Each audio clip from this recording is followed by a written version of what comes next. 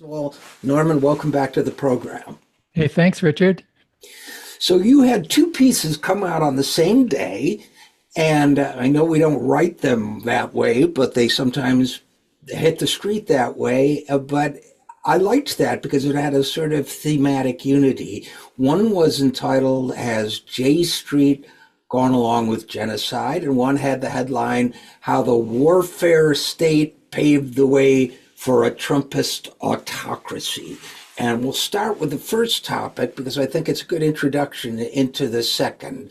So let's start with that. For people who don't know, J Street has been around, what, maybe 10, 15 years now? Yeah, Um, almost 20. Almost 20.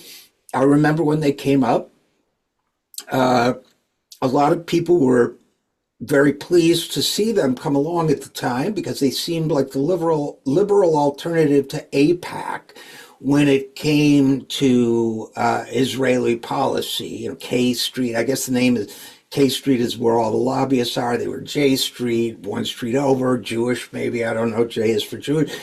But their motto, as you quote, is pro-Israel, pro-peace, pro-democracy. But in reality, it hasn't turned out quite that way. And maybe you could start by telling us a little bit about how that's played out, especially since October 7th.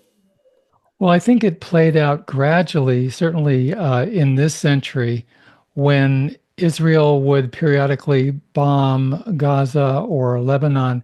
It was very difficult, apparently, for the leadership of J Street to say, this shouldn't happen, that the United States is arming Israel. So the idea that Israel could at will bomb and often kill civilians, the concept that, hey, just saying no is appropriate, was beyond where J Street has been in the last couple of decades.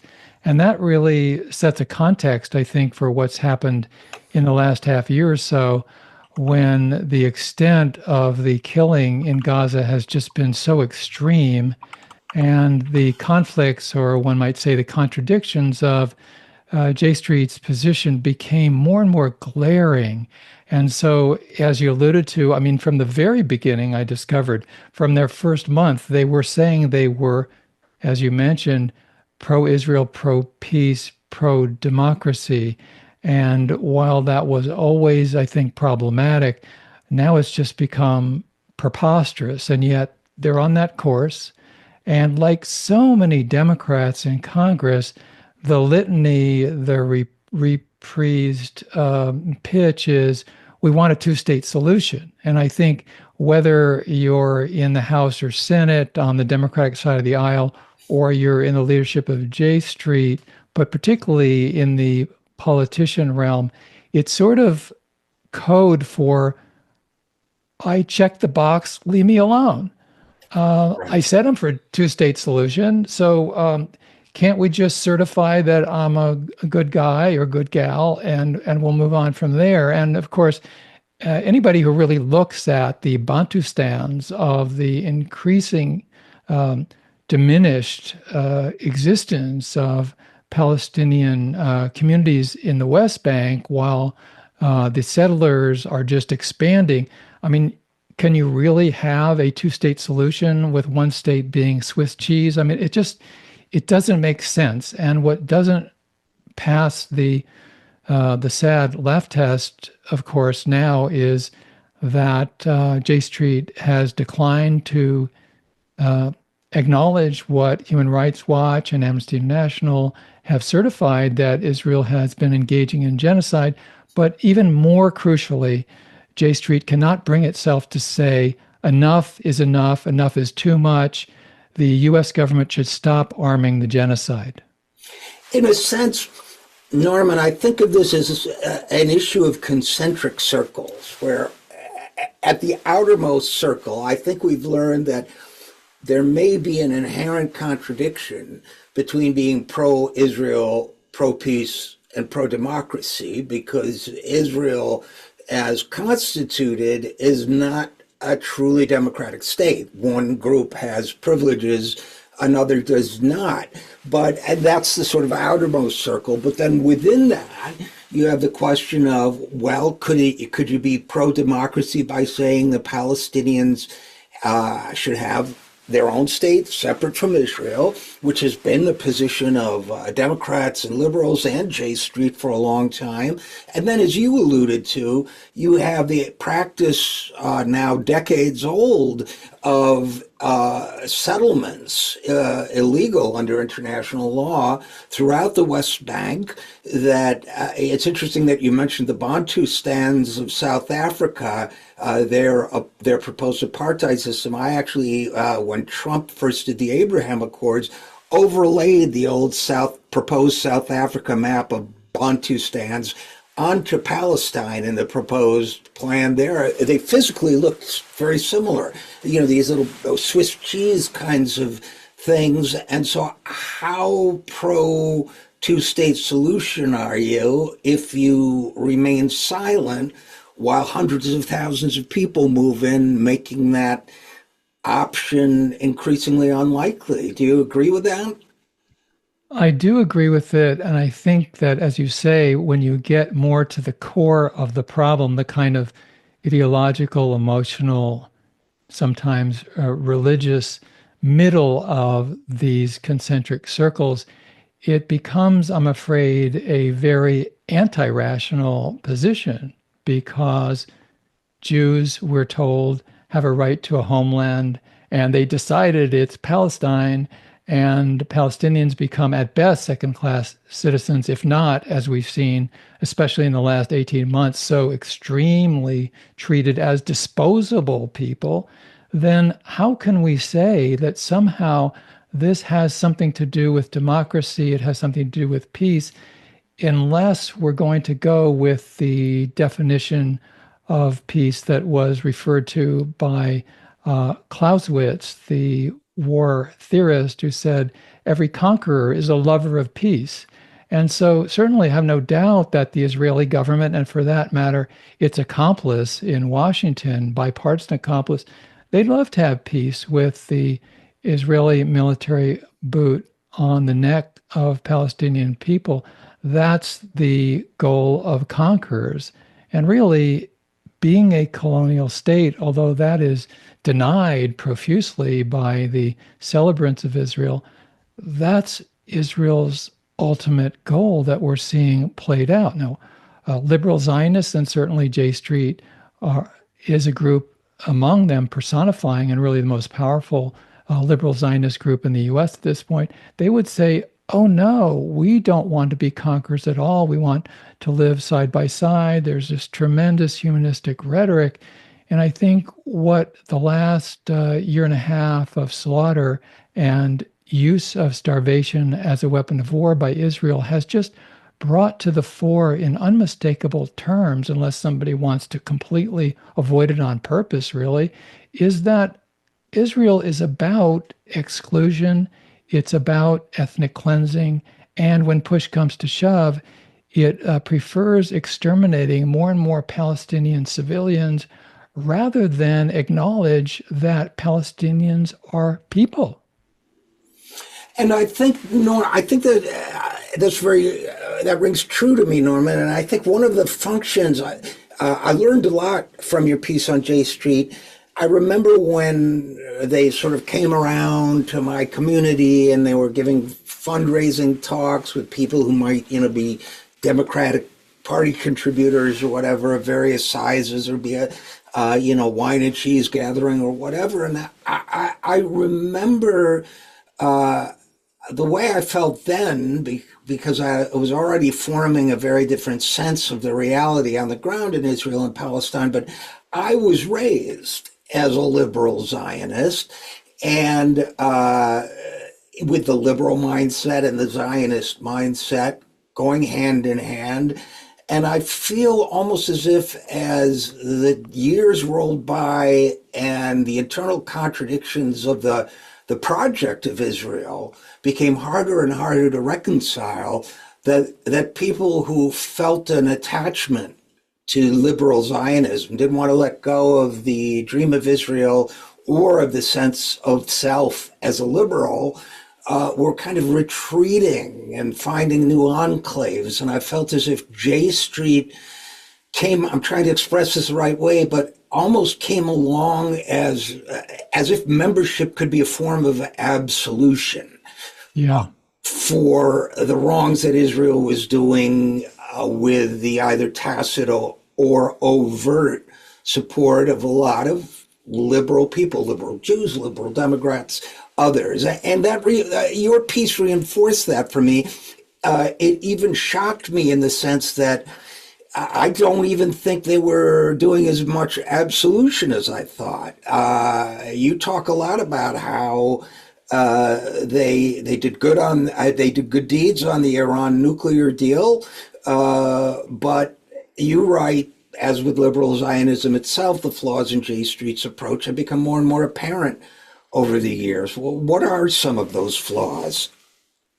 I think that some of it is pointed up by trying to isolate the quote bad Zionists from the good Zionists. Part of the quasi absolution, I think, so to speak, is, and this is a ritual, especially since October of 2023, to say the problems are Netanyahu and he's a bad guy, and the extreme rightists who have seized control of this project called Israel are the problem. And we hear and see that a lot, and certainly J Street epitomizes that. And a lot of the more liberal members of Congress say that as well. And when challenged about the realities, and there's a lot of documentation, Lancet and other medical journals, direct and indirect deaths from the U.S. armed killing by Israel in Gaza into the hundreds of thousands, the response is, if we had somebody else who was more reasonable running the Israeli government, we wouldn't have this problem. But the fact is that across the board in the Israeli government, there is support for this war, the way it unfolded, and so forth. And what I start to say is that there are so many Democrats in Congress who, when challenged, will use this. Well, they used J Street by saying, hey, I got a seal of approval from J Street. I'm with them, they're with us. And it's a way to deflect the strong criticism and a lot of upset constituents from really being dealt with forthrightly. And it's also, again, a way of saying, yeah, I don't like Netanyahu, but what it really comes down to, will the U.S. arm the genocide or not?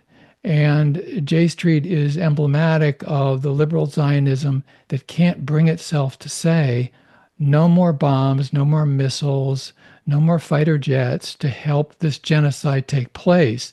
And the title of this piece that The Nation published, as you mentioned, has to do with this question. Has J Street been helping? Has it assisted with the phrase being gone along with? To J Street, has it gone along with genocide? And I'm afraid the answer is yes.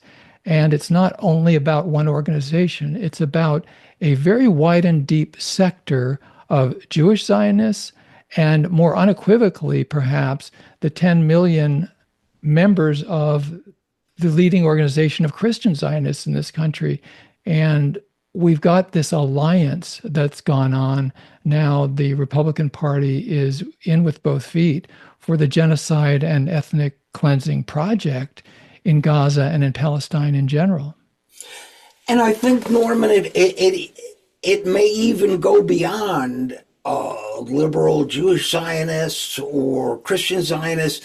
I think it affects the discourse. I'm wondering if you agree with that. I was shocked, for example, to read in your piece in The Nation that none of J Street's 132 news releases between October 7th, 2023 and the start of the ceasefire in January 2025 called for an end to shipments of U.S. bombs and weapons that were killing those civilians while enforcing this policy of using starvation as a weapon of war.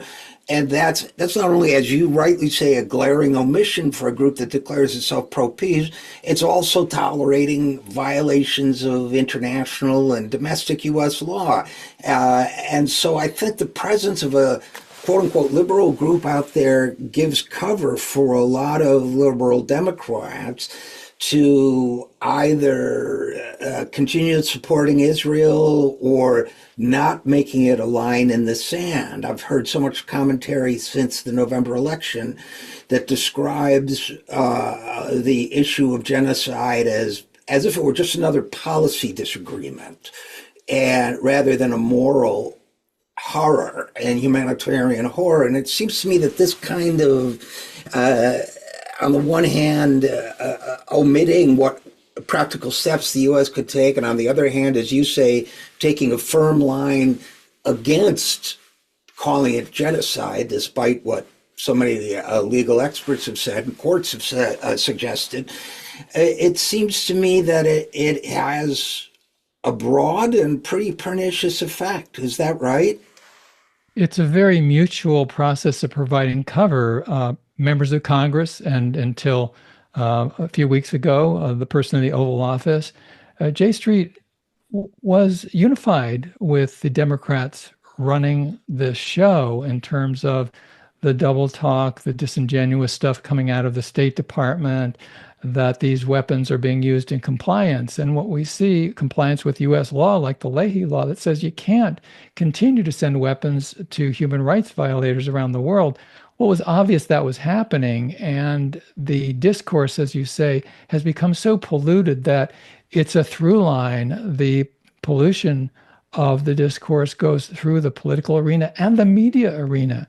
And when we think about places like, I'm not only talking about Fox, which of course is a sector of media gung-ho for the slaughter, really, of Palestinian people, but also the New York Times, the Washington Post, National Public Radio, on and on. These are sectors who have participated in the normalization of aiding and abetting genocide.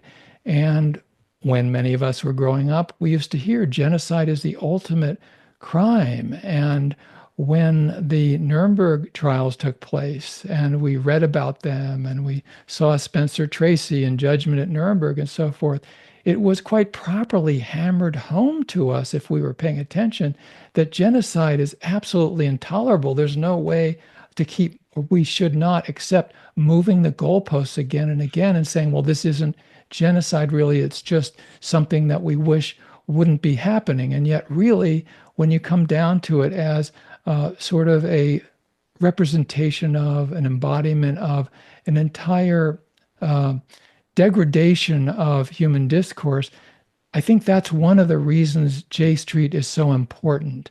And it's why I frankly spent some god-awful days reading through every single one of the year plus news releases coming out of J Street, and I kept waiting for some clear statements.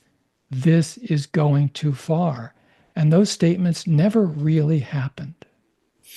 And you also, speaking of, protracted effort on your part, you write that during several weeks this winter, you sent more than half a dozen emails and voicemail messages and texts to Jeremy Ben-Ami, the director of J Street. Quote, do you believe it's fair to say that the Israeli government has engaged in genocide? Did you ever get an answer from him? Never got an answer at all. And after all of the emails, phone calls, texts, and so forth, it was really clear he simply just did not want to answer. And so, as I noted at the end of the piece in The Nation, he declined to respond in any way.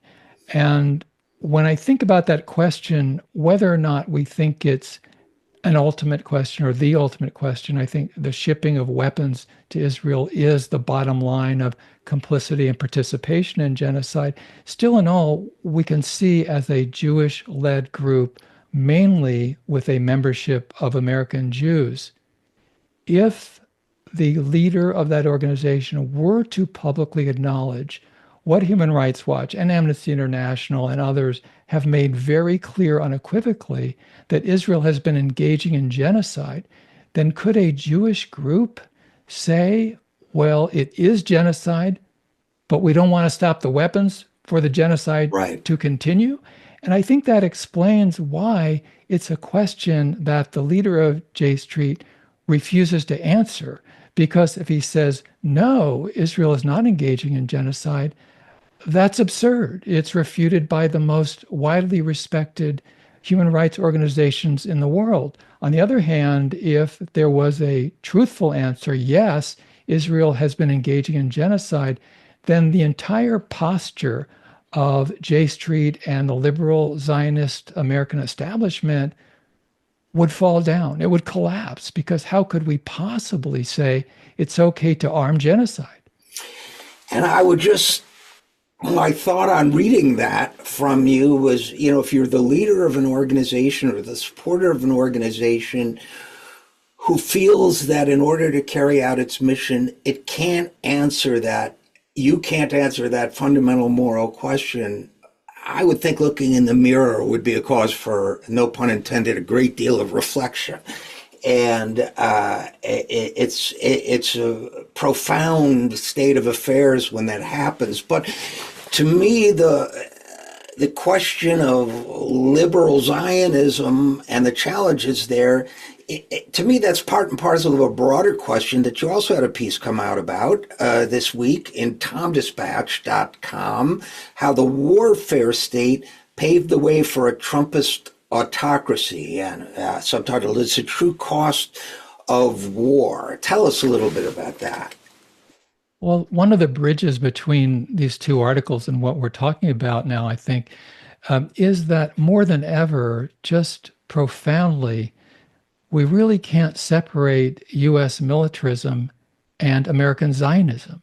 They've become so interwoven. And it's really, I think, no secret that for decades, Israel and the United States have been closely entwined militarily. They serve each other very much, from the Pentagon to the rather Orwellian name Israeli Defense Force. And the result is all kinds of intelligence is shared. Weapons have been tested from the U.S.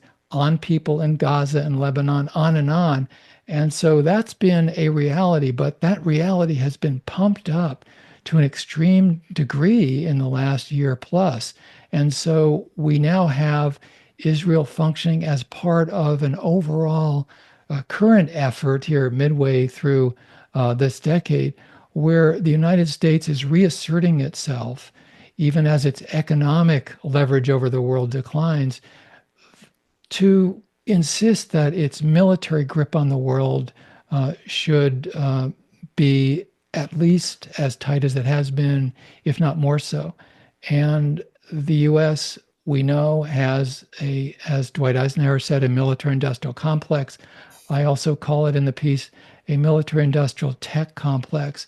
And so this reliance on high technology and wealth to run as much of the world as possible is really with us. I mean, we're seeing it. Okay, it's extreme when Trump, as president, talks about Greenland and Panama Canal and so forth. And some of it might be simple rhetoric, maybe some of it not. But the fact is, even before that, and continuing, there's a bipartisan virtual consensus on Capitol Hill that the United States should continue to increase its military budget. It should keep building more and more doomsday machines called nuclear, there's a euphemism, modernization. And so what is this? This is a counterpoint to what we read about gunboat diplomacy. This is drone diplomacy. This is nuclear weapons and the latest from the air technology. As I write in War Made Invisible, this is a concept that we're above it all because we have so much money, so much power. The Pentagon spends more, receives more money every year than the next 9 countries combined, and most of them are U.S. allies. And so it's we rule the world, we run the world, we make the rules, we break the rules, and it's a kind of a vicious, pernicious Pax Americana brought up to speed. So here we are. And I think one of the most challenging things is to break the bipartisan consensus, because with very few exceptions, you got 535 people on Capitol Hill in the House and Senate, and they buy into it and they sell it. And what strikes me about that, too, is that just as in our conversation about liberal Zionism, it seems to me that's a subset in a way to liberal militarism, and that's part of the force you're describing here too. There was a time when at least there was kind of a public perception that the Democrats wanted to do a little bit less on the war front. The Republicans were more warlike. Maybe this was the belief in the last third of the 20th century or thereabouts.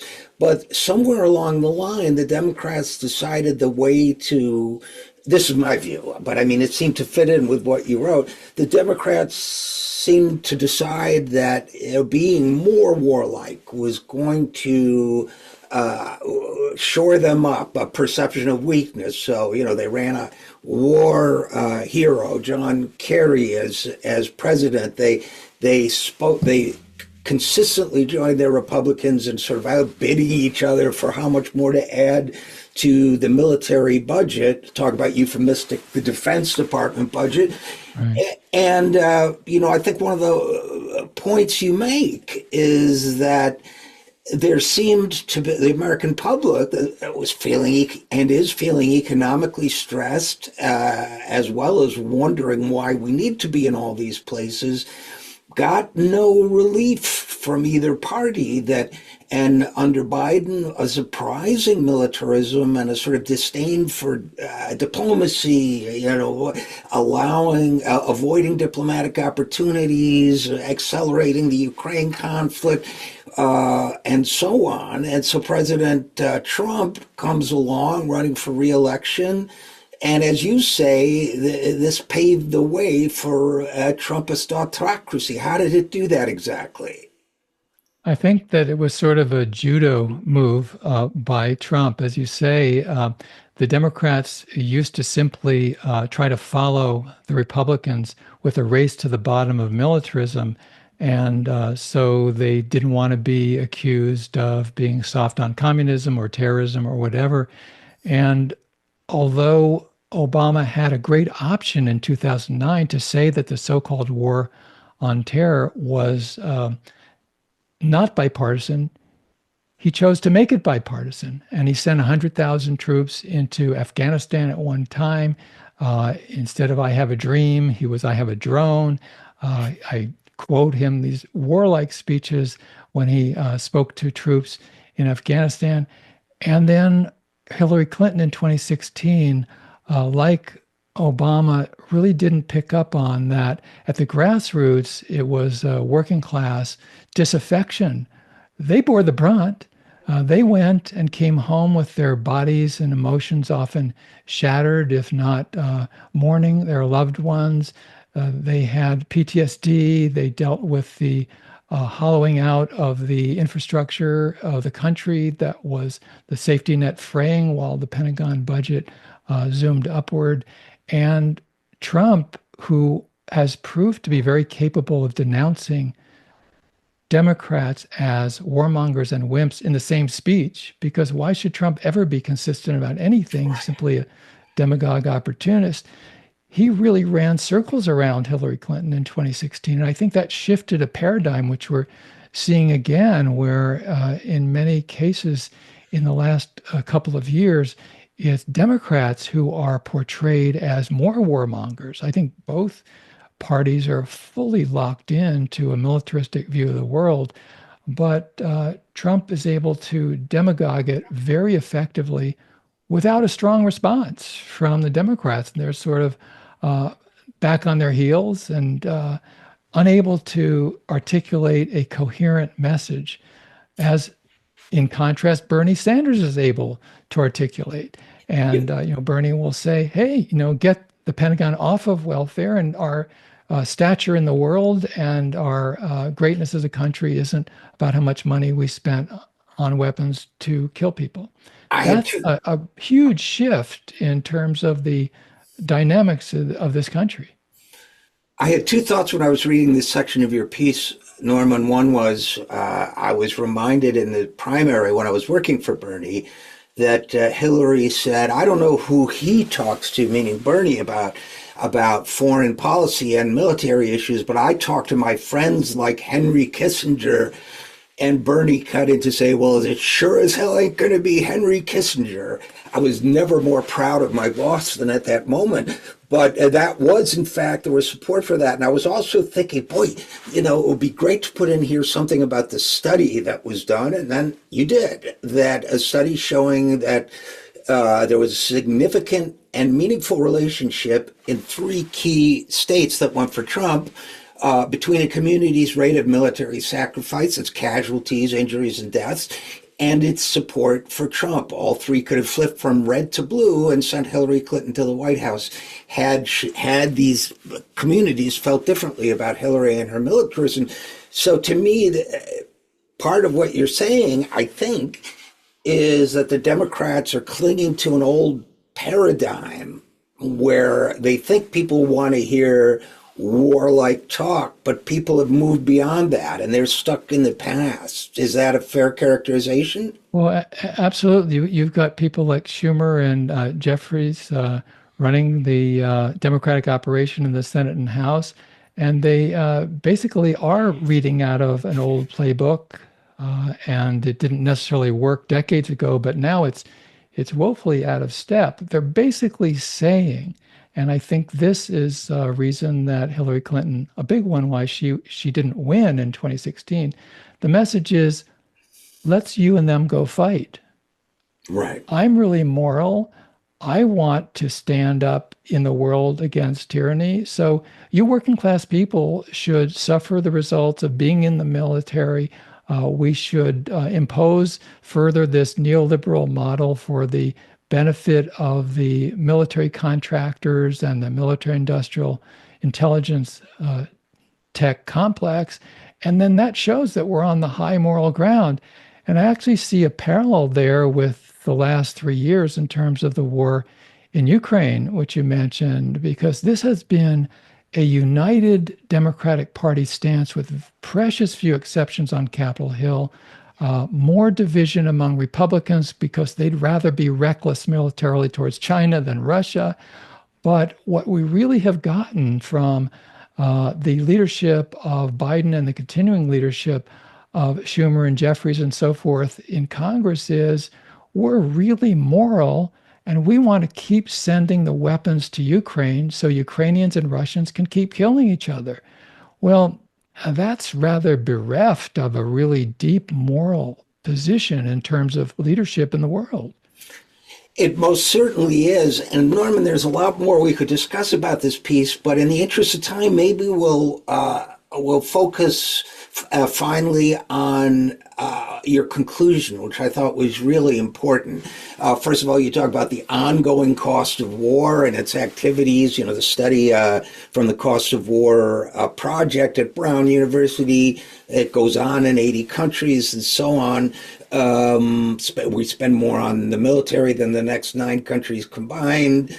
But this is important. Now, you say it in your penultimate paragraph. As history attests, militarism can continue for many decades while basic democratic structures, however flawed, remain in place.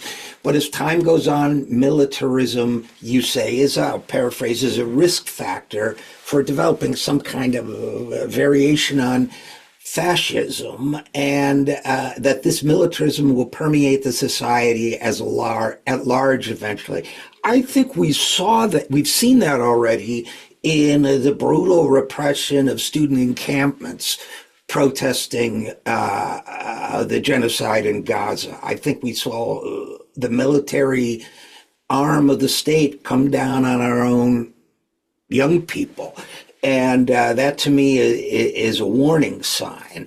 Now we've got Donald Trump, who's being, as we were saying, even more autocratic than many of us expected, even the pessimists among us. So where does that leave us? What do we do to act against that? You're an activist, I'm an activist. How do we act? Well, I'm really glad to be working with so many folks at rootsaction.org elsewhere. And there are, of course, so many activists around this country and concerned people who are really doing what they can and finding better ways to push back against the Trump administration. I almost said regime, which in some, maybe I should call it the Elon Musk regime. And I think that a lot of this could be characterized with the aphorism, what goes around comes around. We can't bomb countries all around the world, militarize the United States in so many ways, and not have it rebound on us. It boomerangs back. You know, the what's called the Pentagon 1033 program for many years has sent U.S. military weapons out of the Pentagon to police forces used against protesters. We've got a consciousness that's more and more militarized. How can we send millions and millions of people during the so-called war on terror into the military, teaching them often barely out of adolescence how to kill other human beings? Then they come home and we're supposed to assume that we're going to have a culture that is not violent. We're not going to have schools shot up. We're not going to have increases in domestic violence. These events are multifactorial. Trump's election certainly was, but I think a big factor is when we increasingly militarize, and if this is a word, authoritarianize the country, then that is catnip for the neo-fascists and the fascists and the Steve Bannons and the rest of them, the Elon Musks and the Trumps and the Vances. They love war. It's an incubator. And even if they can come around and say we're rescuing them from war, it's a coarsening and a violencing of the culture. And one other thought is that whatever the rule book seems to say, when people are at war, the overarching precept is to win, you do whatever it takes. And that's exactly what MAGA is about. That's what January 6th, 2021 was about.